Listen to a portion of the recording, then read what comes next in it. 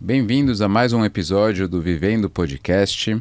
E é sempre um prazer estar aqui com vocês e sempre em companhias super agradáveis e que a gente gosta muito de estar junto, e a gente sempre sabe que vai ter uma troca legal, vai ser um bate-papo legal, que é o principal de tudo, é ser um bate-papo gostoso, proveitoso aqui.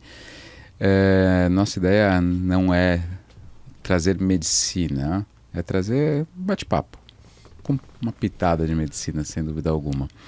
E aí hoje eu trouxe uma grande amiga minha da residência, a gente ficou amigo na entrevista, né, Paulinha? E a gente estava num clima teoricamente ruim, difícil da entrevista, a gente, putz, pra que isso? E a gente começou a conversar e desde lá a amizade foi e continuamos juntos até hoje.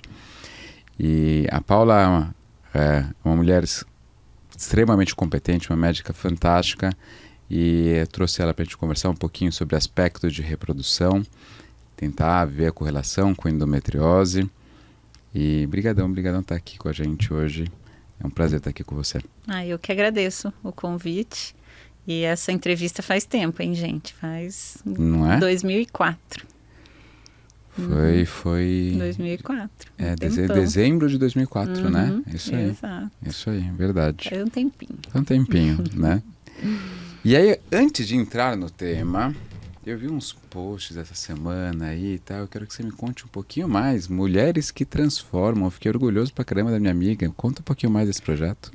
Pois é. Eu fui convidada no ano passado. É um projeto que já estava aí em andamento e eles estavam aguardando, né, para que fosse iniciado. E é um livro no qual um grupo que chama Lady Diamond, que é coordenado pela Débora Aguilar, reuniu 50 mulheres que fazem, assim, diferença em seu ambiente, né, naquele trabalho ou naquela missão que ela tem aí na vida, né? Então, você tem lá empresárias, você tem médicas, tem dentistas, a maioria ali são mulheres realmente que fazem aí a diferença em alguma parte da sociedade, né? E esse grupo, ele ajuda uma entidade de mulheres que sofrem abuso e sofrem violência doméstica também, né? Então, esse livro, que chama Mulheres que Transformam, além, né, de reunir a história, né? Então, a gente conta a trajetória dessas 50 mulheres, cada uma contou um pouquinho, né, nos capítulos. Além disso, esse livro também, a venda, né, toda a parte de orçamento foi para essa entidade, né, de mulheres que precisam, né, dessa ajuda para recomeçar a vida. Então foi um livro assim bem bacana de participar. Que legal, ao mesmo tempo a gente está elevando, né, homenageando algumas mulheres e ao mesmo tempo utilizando a renda disso para ajudar outras mulheres, né, que estão passando por uma situação difícil. Eu achei, nossa, que legal, muito legal, não sabia disso. Até a coordenadora, no momento que ela estava apresentando o projeto, né, essa entidade, realmente foi o que ela comentou, né, que a gente tinha ali, né, muitas mulheres que, de certa forma, se destacam e, de certa forma, criaram um certo empoderamento. Hoje em dia essa palavra, né, não sei até que ponto eu gosto dela, mas é mais ou menos, né, para a gente entender a ideia.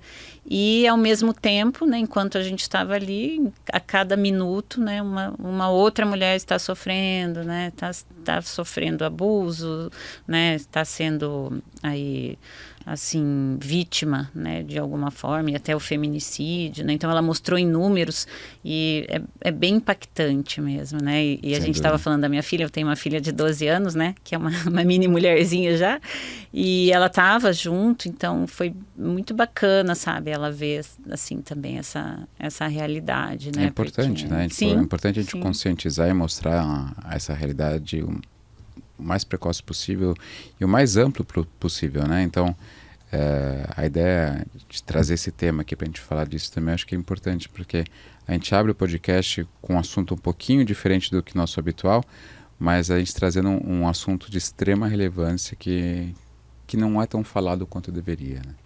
Porque é muito mais comum, né? A gente sabe que é comum, mas a gente não imagina o quanto, né? E, por exemplo, a gente vai falar muito de endometriose, infertilidade, né? Que afeta muitas mulheres, mas isso afeta até mais, né? No nosso país. Com né? O certeza. nosso país é um dos maiores, assim, países, assim, em questão de quantidade e realmente de violência contra a mulher, né? E feminicídio. Uma ação com o mesmo objetivo de ajudar mulheres que passam, que sofrem de violência, foi da Cíntia Chagas, não sei se você viu, que ela vai leiloar o vestido do primeiro casamento dela. Ah, que bacana. E toda a verba arrecadada ela vai ser doada para uma instituição que ajuda mulheres que são vítimas de violência doméstica. Achei bem interessante. Não sei detalhes da separação, nem me interessa saber, mas ela está transformando de um limão uma limonada, né? Então ela pegou uma situação ruim que aconteceu com ela e está transformando numa situação bem legal, bem interessante de poder ajudar outras mulheres. Então, e ela é um exemplo, né? Que você imagina, né, que uma mulher, né, não que tenha uma diferença entre as mulheres, mas de certa forma, né, ela é um ícone hoje em dia, né?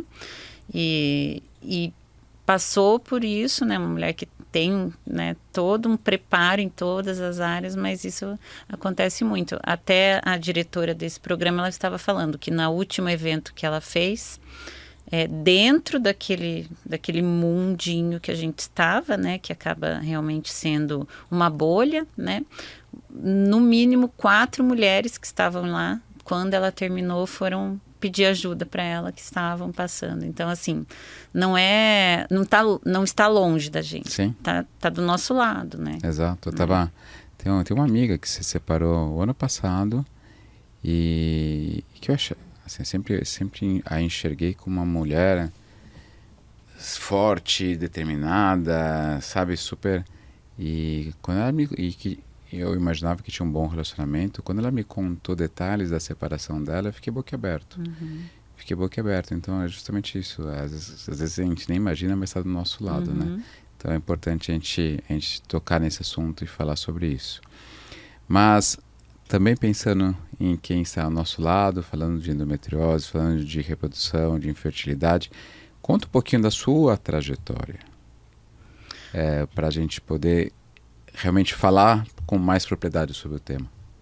Bom, foi assim, o meu capítulo era sobre isso, né, do livro, então vai ser mais ou menos o que eu contei ali, né. Então, eu vim de uma cidade que chama Cascavel, né, no interior do Paraná. Eu saí de casa com 16 anos e fui estudar já no terceiro colegial para medicina na casa dos meus avós em Londrina, também no Paraná, porque na minha cidade na época não existia cursinho, muito menos faculdade, né? Então eu já queria fazer medicina desde os meus 13 anos. Daí eu consegui passar na UEL, que era na época o meu objetivo, porque meus avós moravam lá em Londrina, né? Fiquei 8 anos em Londrina e decidi, depois de uma mudança de caminho na minha vida na medicina, porque eu ia ser dermatologista, né? Inclusive passei em dermatologia, e que eu iria fazer ginecologia e obstetrícia na USP, que foi onde eu conheci você, né? Então, até hoje, eu não sei, algumas pessoas acreditam, outras não, eu particularmente acho que acredito, acho que tinha algo preparado, assim, para mim nessa questão de fazer ginecologia, porque realmente eu não tenho uma explicação muito, assim, pronta e nem muito lógica para dar porque que eu, no HC lá na USP, eu decidi prestar ginecologia, apesar do meu pai ser ginecologista, né? Mas era até uma das razões que eu não queria fazer, porque a minha mãe, ela achava que a vida era muito difícil, né? De obstetra, principalmente. Meu pai é um obstetra do interior, né? Então, do comecinho qualquer da cidade. Hora, tocava o telefone. Então, ela estava relativamente certa, né?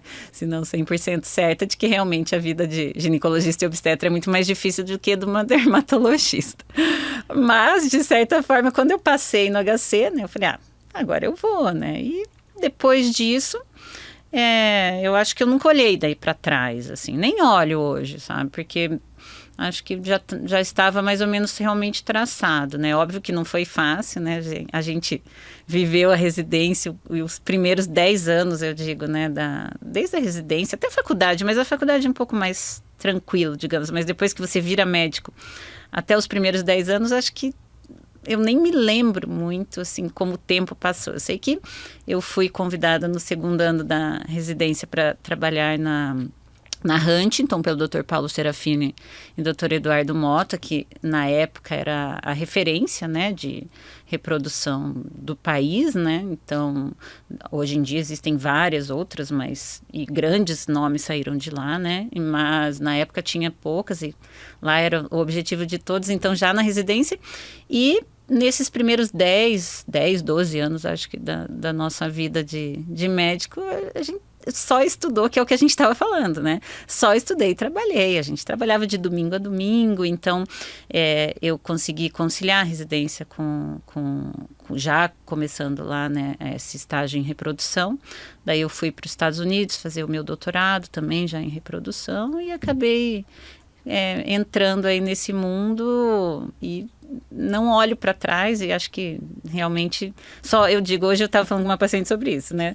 Eu falei, então vamos em frente, né? Ela falou, meu pai que sempre fala isso, doutor. Eu falei, não, mas é o único lugar que a gente consegue ir, né? É para frente. Então, desde então, eu tenho seguido nessa área. Agora, atualmente, eu já estou numa clínica com meu sócio, que é o Dr. Alfonso, que é a Clínica Mãe, que tem uma unidade em Londrina, que há quase 2 anos, né, eu abri. Então, eu fico conciliando Londrina e São Paulo, né, a cada 15 dias, eu fico 2, 3 dias lá e o resto aqui em São Paulo. E, hoje em dia, além da reprodução assistida, eu tenho voltado muito os meus olhos também para mulher no climatério e na menopausa, né, até porque é o meu público, né? Que as mulheres, quando estão com as dificuldades para engravidar, na maioria das vezes já estão com uma idade um pouquinho mais avançada. Então, eu digo que eu fui acompanhando as minhas pacientes, né? Então, era parto, né? Porque a gente fazia bastante obstetrícia e os tratamentos, ginecologia. Agora, eu já estou fazendo assim essa parte de reposição, né? Então eu sigo aí acompanhando as fases das pacientes, né? Mulher e com você fases. Junto, né? Mulher de fases. Porque o Dr. Patrick é o cirurgião, né? Na maioria das vezes responsável pelas minhas pacientes, em quem eu confio. Então até a questão das cirurgias a gente vai acompanhando as fases das nossas mulheres, né? Exatamente. Então, maravilha. Acho que a gente conseguiu dar um embasamento legal para a conversa e entender. Quem não te conhecia, te conhecer um pouquinho melhor, mas tenho certeza que a maior parte do pessoal já conhecia você. E eu queria falar abertamente de endometriose, de infertilidade. Quando a gente pega as pacientes com endometriose que chegam para a gente, um dos principais medos que elas têm eles veem como uma sentença. Elas veem como uma sentença. Eu não vou ser mãe. Talvez até mais do que da dor. Tá? A dor pélvica, sem dúvida, que impacta demais. Mas a paciente que vem com dor, muitas vezes ela vem buscando essa resposta. A paciente com infertilidade ou mesmo a paciente que num achado corriqueiro a gente descobriu uma endometriose e vem o diagnóstico de endometriose, elas acham que é uma sentença de que não vão ser mãe, de que não vai ser mãe. Explica um pouco mais isso. Isso é real, isso não é real? Como a gente pode desmistificar isso? Eu acho que aí a gente tem 2 pontos para discutir. O primeiro deles é que endometriose e infertilidade não são sinônimos, né? Então, existe realmente essa falsa ideia, né, de que se tem endometriose não vai conseguir engravidar espontâneo, né? E isso não é verdade. E, por outro lado, a gente também não pode negligenciar que no grupo de mulheres inférteis, a presença da endometriose, ela é, aí, se a gente for pensar, em torno até de 50% ou mais, né? Então, hoje em dia, não estaria errado em dizer que é a principal causa realmente de infertilidade, né, associado com a questão da idade. Sim. Mas que daí também é associado com isso também, né? Porque a gente não idade... consegue isolar, né? Exato, as e causas. andam juntos, porque daí a gente entra nesse contexto, endometriose, infertilidade e idade. Quando a gente tinha mulheres no passado, mesmo com endometriose, essas mulheres casavam mais cedo, constituíam família mais cedo, e aquela endometriose tinha menos tempo para causar infertilidade. Então, provavelmente a gente tinha a mesma incidência, mas, por exemplo, as nossas avós, as nossas mães, antes dos 30 anos, elas já tinham tido filhos. Então, mesmo com uma endometriose grave, o tempo que aquela endometriose teve para causar infertilidade foi muito menor. Então, hoje em dia, você pega uma menina, geralmente, com dificuldade para engravidar endometriose, que já passou dos 30, 35, às vezes até passou dos 40. Então, é uma doença que teve mais tempo para agir, causou mais sequelas, né, relacionadas com a infertilidade. Então, a gente tem esse combo, né? A gente cada vez menos pega pacientes no consultório, pelo menos pensando em endometriose, abaixo dos 30, né? A gente assim, as pacientes chegam...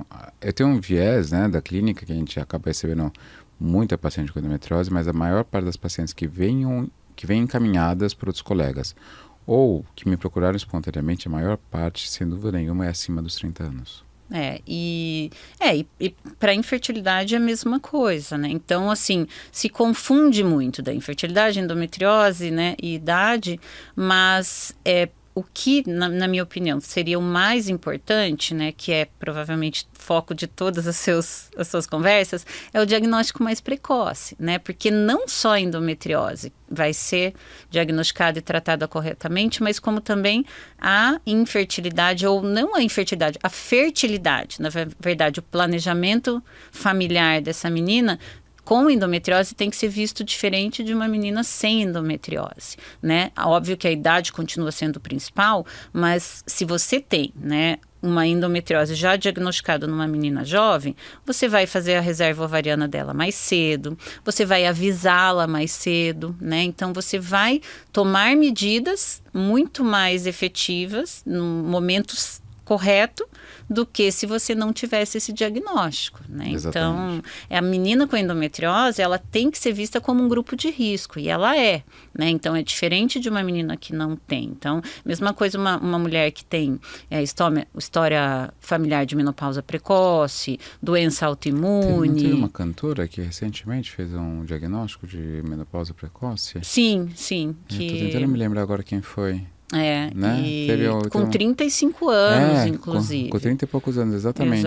Eu vi recentemente isso, eu tô tentando lembrar qual que é a cantora, mas não me lembro. E elas têm, assim, então, a menina com endometriose, ela tá nesse grupo. Ela tá nesse grupo que tem, né, não que ela vá ter uma falência ovariana precoce, mas ela tem um risco muito maior de uma mulher que não tem endometriose, né? Eu acho que é importante também a gente...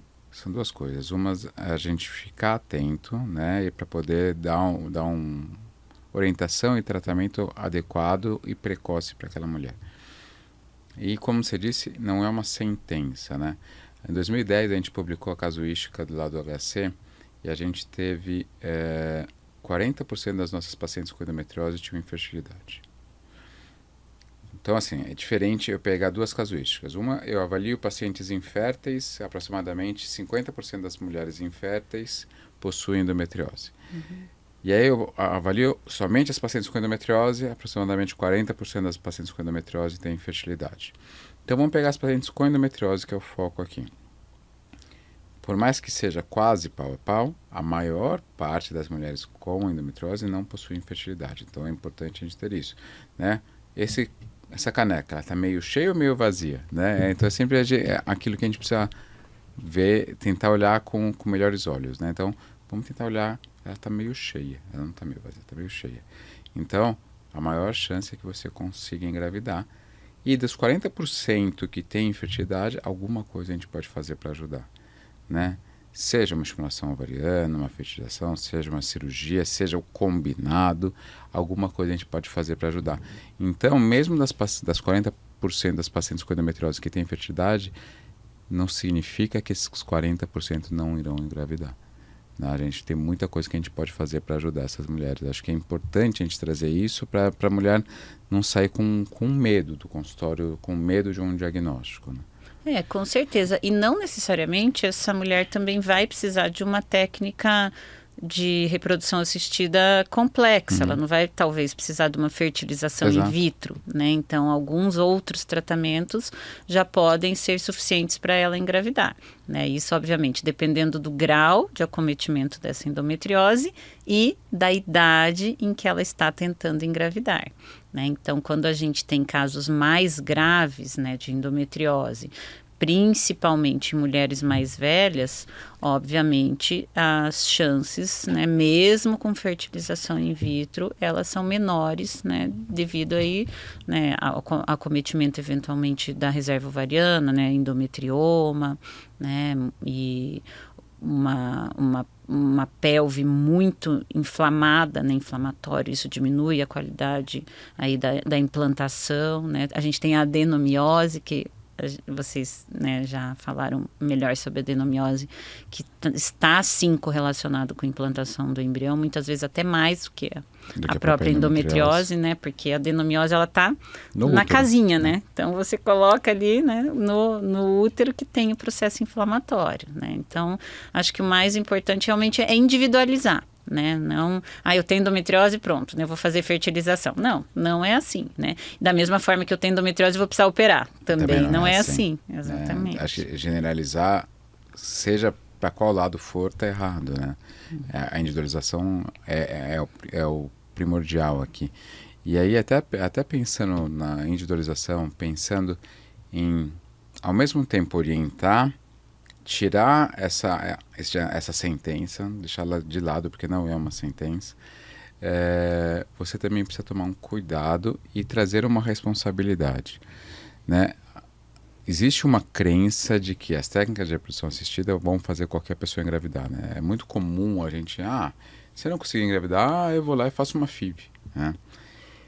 E eu quero até que você fale, independente de endometriose ou não, sobre quais reais taxas de sucesso, não de uma clínica em específico, mas o que literatura fala de fertilização in vitro. Porque é importante a gente desmistificar isso também, achando, depois eu tenho filho, que nem aquela atriz lá que teve filho com 50 anos, a FIV resolve tudo, tá? Então a FIV é a resposta para tudo.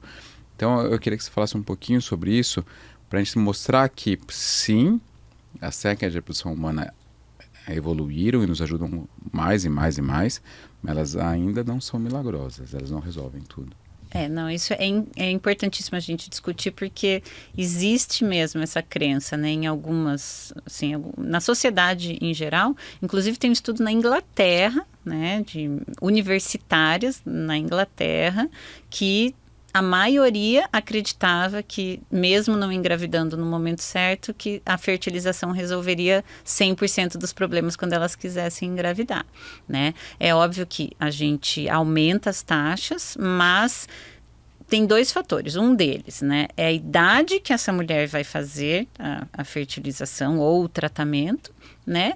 E segundo, os fatores associados, né? Então, você tem aí, no melhor dos mundos, mulheres até 34 anos, tá? Então, a gente tem aí, hoje, em torno de sucesso por tratamento, no máximo possível, algo entre 70% e 75% por transferência, né? Isso... E a gente vê que é elevadíssimo, mas o pessoal... Gente, vamos lá, a gente está falando de 25-30% dessas mulheres que são jovens que não conseguem engravidar. Né? Sim, e meninas novas, né? Então, de 10 tratamentos, no máximo 7, né? Até os 34 vão engravidar por tentativa, né? Se você tem mulheres entre 35 e 37...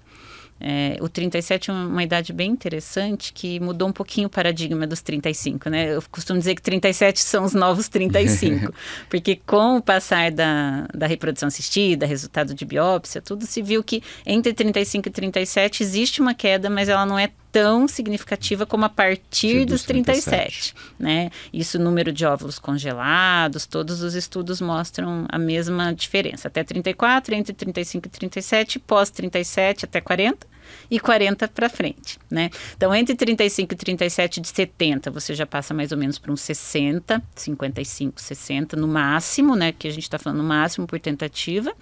Acima dos 37, 38 até 40, no máximo uns 40% por tentativa, e acima dos 40, no máximo 20% por tentativa, tá? Então, isso por quê? Porque você precisa de um número muito grande de óvulos de uma mulher acima de 40 anos para você ter um bom embrião, né? Sim. Então, e esse número é grande mesmo, né? Então, para você ter um bom embrião em uma mulher de 41 anos, você precisa fazer uma análise, né? Que a gente está falando daí de biópsia de embrião, né? Mas daria na mesma fazer ou não fazer 6 embriões para um embrião bom para transferir. Né? Ou ela faria 6 transferências para engravidar, entendeu? Então, porque a biópsia muda muito isso, que a gente chama de time to pregnancy, que é o tempo de transferências que ela vai levar para engravidar, né? Então, é daí que vem um pouquinho da discussão, né, na literatura.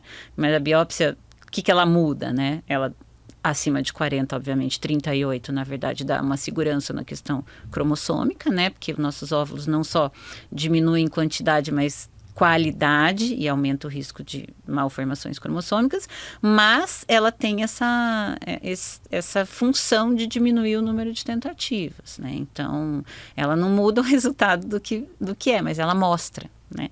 Então, se você pensar, né, quantas mulheres hoje em dia acima de 40 anos precisam do tratamento, então quantos ciclos eventualmente a gente precisa fazer, né? Então, pode ser que realmente a reprodução assistida resolva quase tudo, mas nem sempre o caminho é o que a paciente ou que a mulher espera que seja, e às vezes o caminho muda também, né? Porque daí a gente entra um pouquinho no campo da doação de óvulos, né? Que hoje em dia é uma realidade muito, muito realmente frequente, aí faz parte do nosso dia a dia, porque a partir dos 43, 42 principalmente, né? Assim, realmente, o resultado por ciclo é muito, muito baixo. Então, muitas vezes a gente, realmente, ela vai engravidar, né? Mas daí a gente vai pensar num caminho alternativo e que funciona e que está tudo certo. Exatamente. Eu estava conversando com uma paciente que é uma amiga que se tornou paciente há pouco tempo.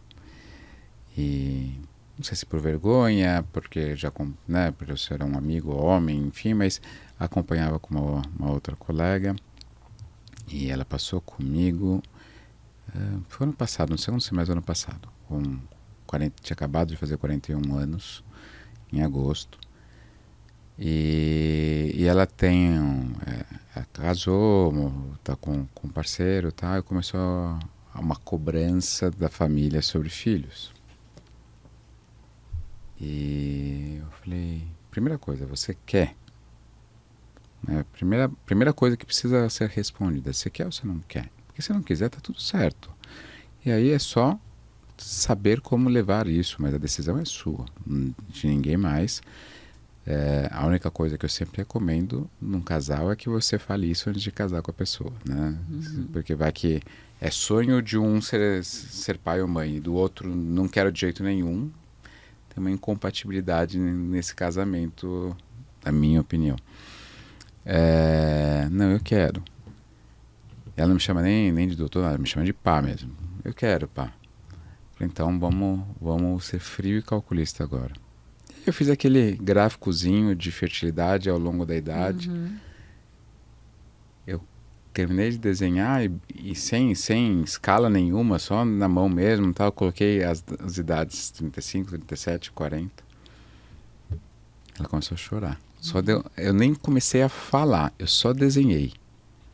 Ela é engenheira, então ela sabe ver gráfico melhor que a gente. Ela começou a chorar antes de eu falar. Eu sabia que era baixo, mas eu não sabia que era tão baixo. Então, as pessoas esquecem de falar isso, né? O principal fator prognóstico para a gravidez não é a endometriose, é a idade ainda. É a idade. É completamente diferente você pegar uma menina com a pior endometriose do mundo, de 30, e uma menina com 40. Sim. Completamente, né? Porque, às vezes, nessa menina de 30, eu já tive vários casos. Eu preciso, às vezes, de um óvulo. Um óvulo, né? Que é um baita de um óvulo. Exato. Então, é completamente diferente, né? Tinha um professor, que não era nem do HC, um professor de uma outra universidade, bem famoso na ginecologia, não vou citar nomes, enfim, porque hoje talvez pudesse ser visto de uma maneira meio equivocada de sexismo, enfim. E eu nunca presenciei isso, mas mais de uma pessoa me contou isso, que quando alguma aluna procurava ir para fazer pós-graduação, após a residência, mestrado, doutorado e tal, só para situar, em geral, após a residência, a mulher já está nos seus 30 e pouquinho, né, de um modo geral. Né? Entre 28, 30, 27 e 30, isso aí. E aí procurar, tipo, se você... Normalmente você não vai da residência para o mestrado, né? De um modo geral. Você vai da residência para uma especialização da área que você quer, e aí você vai procurar uma pós-graduação. Então, normalmente eram mulheres acima dos 30.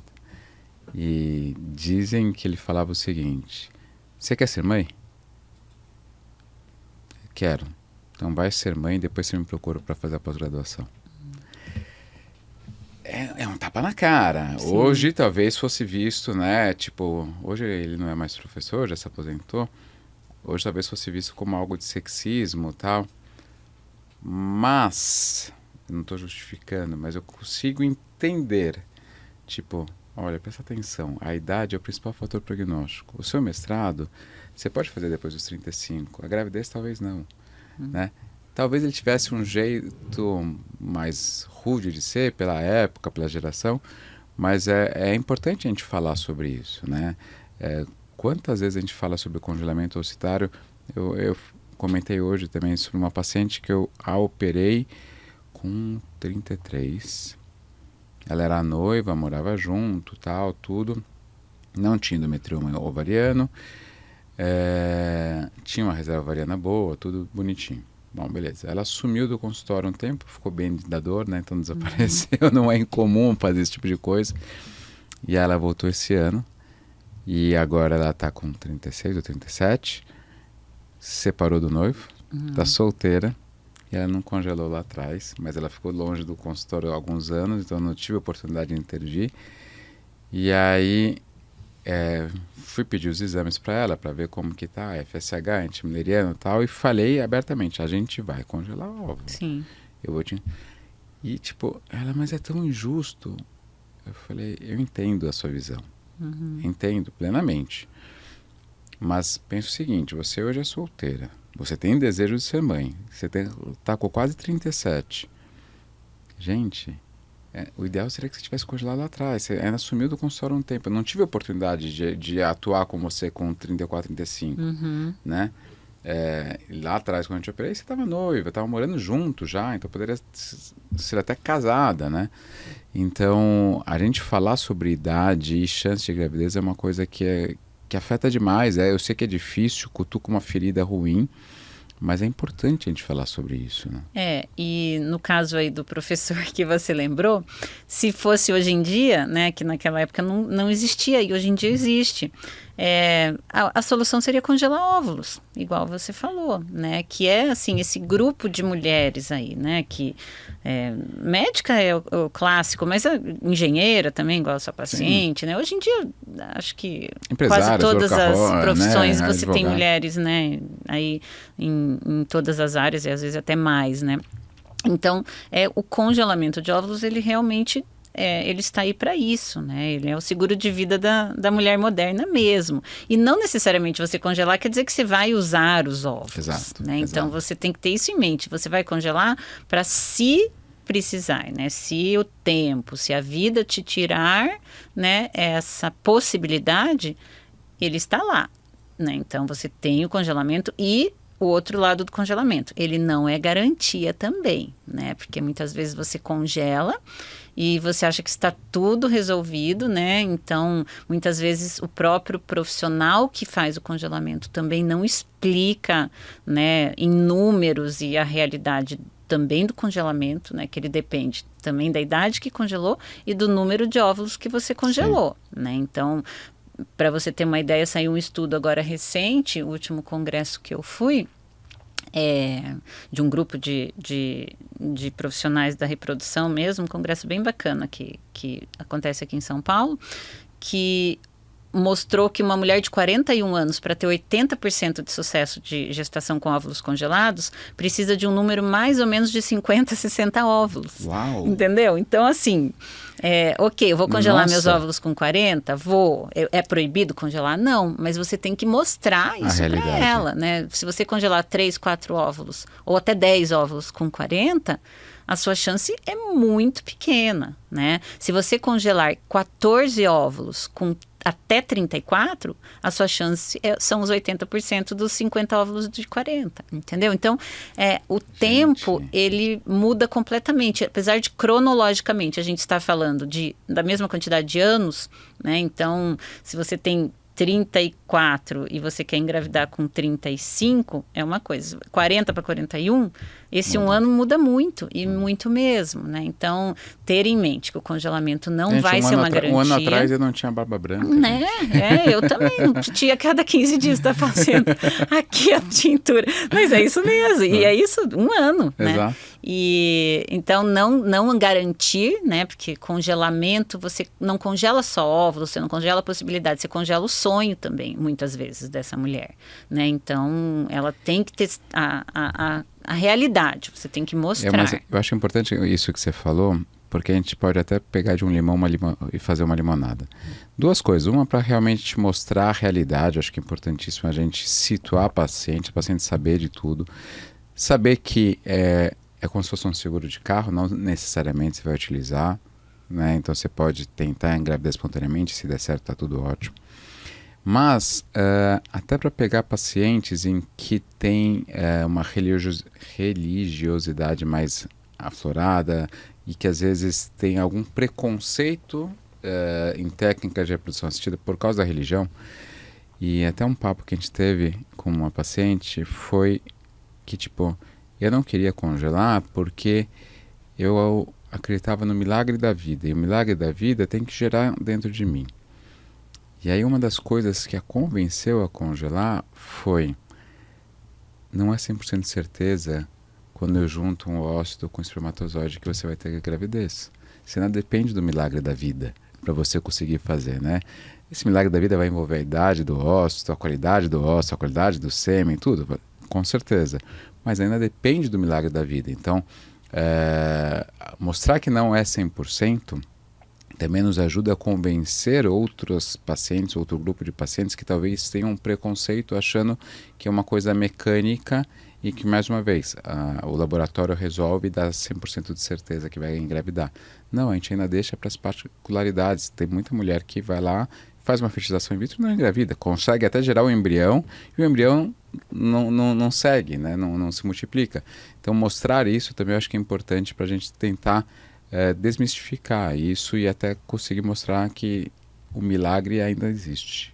E assim, eu estou desde 2006, né, trabalhando com reprodução assistida, e hoje em dia uma das coisas que eu tenho certeza, né, poucas coisas na vida a gente tem certeza, mas é que precisa desse milagre da vida mesmo, tá? Então a ciência ela vai até uma parte. Agora, existe uma porcentagem ali do processo, do tratamento, que depende de mais do que a própria ciência. Sim. Entendeu? Tanto que, em muitos casos, você não explica de jeito nenhum por que não deu certo, né? Aquele que todo mundo, né, gostaria que aquela paciente... É jovem, exato, saudável, um embrião lindo, maravilhoso, útero perfeito, e ao mesmo tempo, outras vezes você não explica, né? Então, um dos argumentos que eu uso é exatamente esse, quando a questão, né? Obviamente que você tem que respeitar, né? A religião. Sem dúvida. É dos fatores que eu mais considero, assim, respeitar, porque... né, a individualidade mesmo religiosa, ela tem que ser respeitada. Mas uma das minhas explicações é essa, assim, se fosse realmente uma garantia, se fosse uma vida, né, 100% garantida, todo mundo engravidava. Exato. Né? E quantas pessoas até fazem, às vezes, mais de 10 tratamentos e não engravidam, né? Então, existe esse algo que tem que acontecer que a gente e nem ninguém controla, né? Então, sim, sem dúvida, sem dúvida. Eu queria pegar um pouco também o gancho, falando de particularidades, individualidades. A gente falou mais cedo, quando eu estava conversando com uma paciente, sobre delegar a responsabilidade para o médico. Ou seja, se tem uma endometriose, eu indiquei uma cirurgia. Vou lá, o médico vai me curar. Ele vai fazer a cirurgia, ele me cura. Ou tem uma endometriose, ou tem alguma outra causa de infertilidade. Vou lá, encaminhei para você e você vai resolver. Eu queria que você falasse um pouquinho sobre o papel da paciente. Né? Eu sei que você é uma adepta de um bom estilo de vida, boa alimentação, atividade física. E não só em cirurgias, mas em tudo na medicina, a gente sabe que o papel do paciente é algo de extrema importância. Então, seja numa recuperação pós-cirúrgica ou para alguma coisa dar certo. Então, eu queria que você falasse um pouquinho sobre isso e seu impacto em fertilidade. Eu acho que em toda a medicina, acho que em tudo na vida, né? Aquela paciente, não só ela tem que primeiro acreditar que aquilo, né, está sendo o melhor para ela possível, né? Então, eu acho que o médico, ele tem esse papel, não só técnico, né, que é obrigação, se você se propõe a fazer algo, né, um trabalho, principalmente na medicina, né, o mínimo que você tem que ter realmente é um preparo técnico e você se dedicar a isso, né, que é o que a gente estava conversando agora, né, que essa juventude, acho que precisa, né, se dedicar mais, estudar, né? Eu acho que então a técnica não se discute, né? Quando você vai no médico, o mínimo que você espera dele é que ele saiba o que ele faz e que ele tenha se dedicado o suficiente para, né, ser o melhor possível naquilo. Mas fora isso, você tem que também a paciente tem que acreditar que aquilo realmente vai ser possível e é o melhor para ela. E a partir do momento que ela acredita, na reprodução assistida, ela realmente, assim, literalmente ela faz tudo o que é preciso, né? Então, você tem que mostrar essa parte. Dos fatores mais importantes hoje em dia a ser considerado na fertilidade é não o estilo de vida em si, por exemplo, essa paranoia hoje em dia de magreza, não é isso, mas a obesidade, ela é um problema real, tá? Então, a obesidade, ela diminui em até 25% a chance de implantação de um embrião, mas também tem o outro lado, a gente tem aquelas meninas hoje em dia que tem 0 de gordura no corpo, né, que são muito, muito baixo peso, que diminuem em 11%, não é tanto como a obesidade, mas 11% é muito, né? Então, você tem que mostrar que também elas têm que estar comprometida com isso, né? Então, elas têm que fazer um acompanhamento nutricional, né? Como você falou, cuidar do estilo de vida, parar de fumar, beber, né? Então, e essa questão, esse equilíbrio emocional, porque muitas vezes você não vai interferir tanto assim, por exemplo, na qualidade do óvulo, realmente, porque daí ela pode falar, mas você não falou que é a idade e que não adianta nada eu fazer. Realmente, tá? A qualidade do óvulo é muito difícil, algo que seja sempre tão efetivo ao ponto de você mudar, mas você muda a qualidade da indução, né? Então, você diminui o número de ciclos, eventualmente, que aquela menina vai precisar, mas principalmente você muda a chance dela engravidar. Você vai preparar o útero, o organismo daquela mulher. Então, a transferência dá muito mais certo se você tiver todos esses cuidados em comparação a uma mulher que não se preparou para receber o embrião, né? Então, isso é fundamental, né? Ela ter esse comprometimento de preparar realmente o organismo dela para receber esse embrião, porque não adianta nada a gente fazer todo o tratamento, né? E quando você transfere, né? Algo vai acontecer ali que pode até dar certo, mas eventualmente aumentar a chance de um abortamento espontâneo, né? Então, ou até assim, uma pré-eclâmpsia grave, uma complicação obstétrica grave que vai comprometer, né, totalmente aí, às vezes até muito precoce, prematuridade, né? Então, realmente isso é fundamental na reprodução.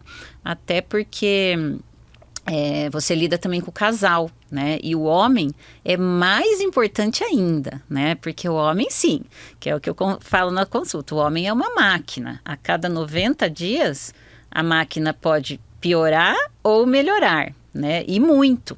Né? Então, você transforma totalmente a formação de espermatozoides de um homem que se comprometeu naquele tratamento, tanto para pior como para melhor. Mas, assim, fumar, obesidade, medicação, alimentação, estilo de vida, no homem é tão efetivo ao ponto de realmente você mudar totalmente o prognóstico daquele casal, né? Então, eu sempre tenho que pensar no casal e aquele comprometimento tem que ser dos dois, né? E a gente tem que mostrar realmente que funciona, né? Então... Acho que mais uma vez a gente está falando de obesidade, né? Acho que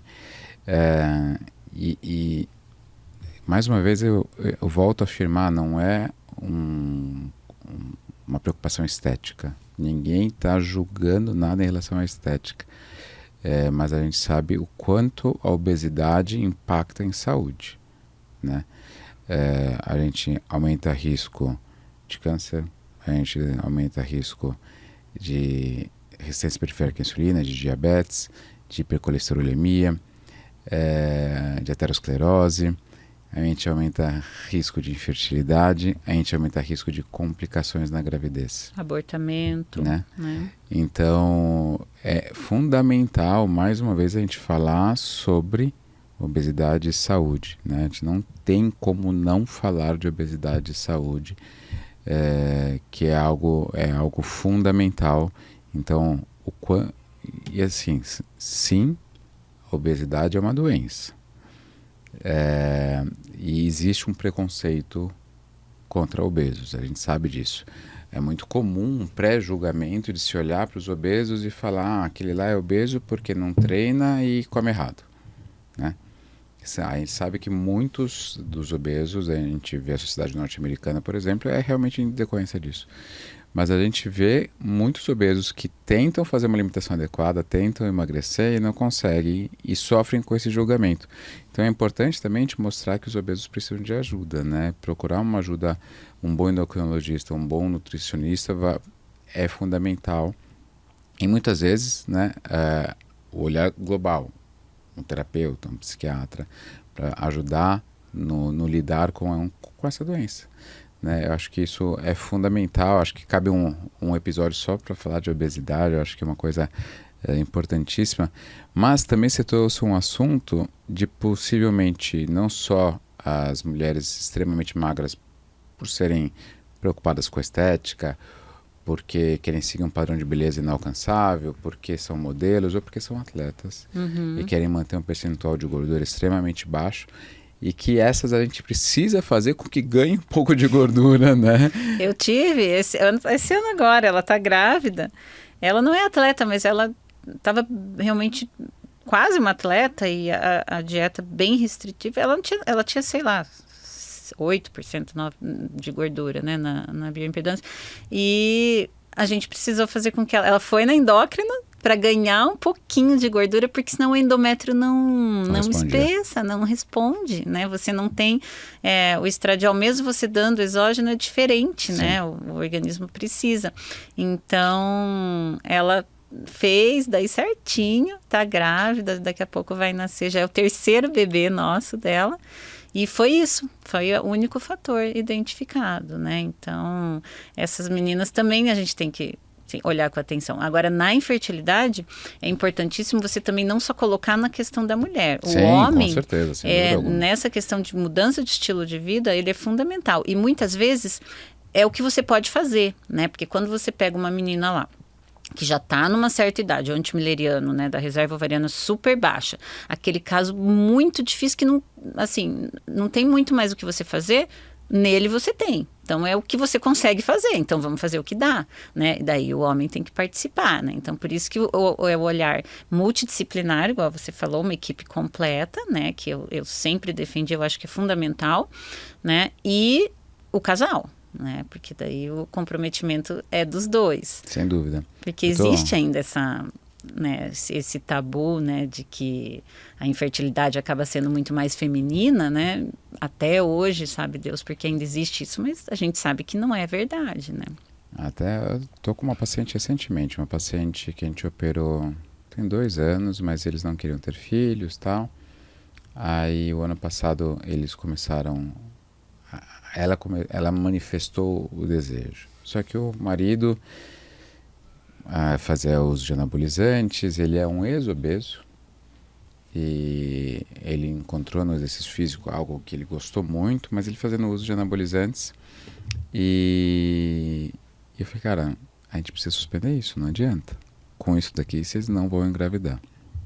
Bom, ela conseguiu convencê-lo finalmente a suspendeu no final do ano e procurou um urologista para fazer o acompanhamento, fez uso de citrato de clomifeno, fez o resgate, né, para tentar fazer, mas 3 meses depois o eixo ainda está bloqueado.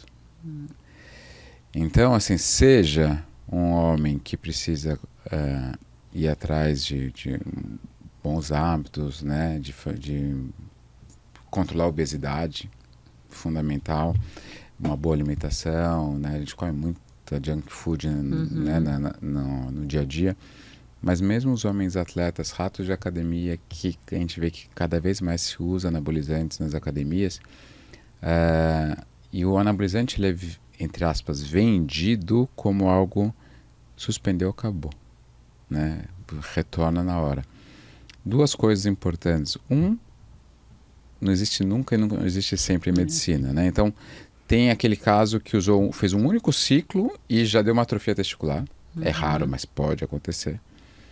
E quanto maior o tempo que você utilizar, maior o risco de você ter uma atrofia testicular, né? Então, eu sempre cito como exemplo no UFC o Vitor Belfort, quando foi proibido o TRT no UFC, o Vitor Belfort não dava mais para continuar lá, porque ele usou tanto tempo anabolizante que ele já teve uma atrofia testicular. Então, ele precisava fazer o TRT, mas foi proibido no UFC, então ele teve que sair.